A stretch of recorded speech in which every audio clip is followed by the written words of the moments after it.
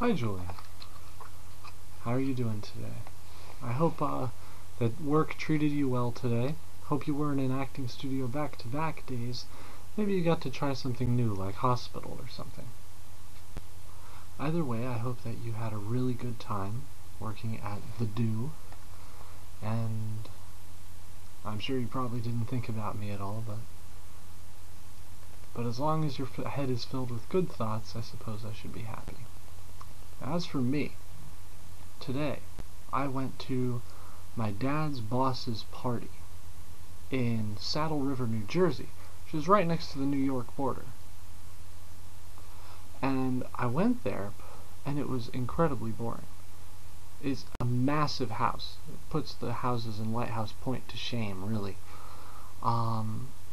It has its own sauna, its own steam room. It's impressive. And at that party, I managed to meet a 45-year-old transsexual lawyer, which was interesting. I managed to get hit on by a gay man, a 50-year-old gay man. Also interesting, on a side note, this gay man had hit on me before, about 5 years ago, and he remembered me, and I remembered him. It was really funny. But the thing that really got me thinking the most was my dad's boss, Jim, has a large backyard, and the yard is filled with 27 small bronze statuettes, little statues of kids playing. Some are playing football, some are playing baseball. They're all posed. They're life-size, the size of kids. And there's one where a mom is reading to the kid on a bench, and they're sitting on an actual bench. And he has a stream in the back. And what Jim would do is he would show all of the people at the party these statues, and everybody would be kissing up to him, being like, "Oh, Jim, great statues." And I guess I was the only person who thought this, but I thought it was really, really sad. Because here's a guy who has more money than he knows what to do with. And he fills his yard with kids. Because he doesn't have them in his yard to play.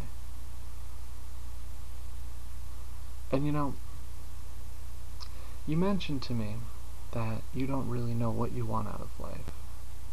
That's understandable.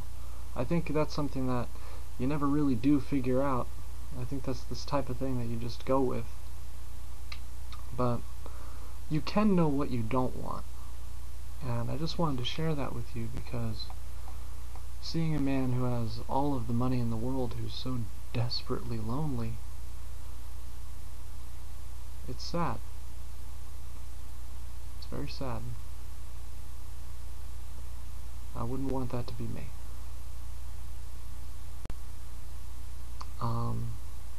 But the transsexual lawyer was really funny.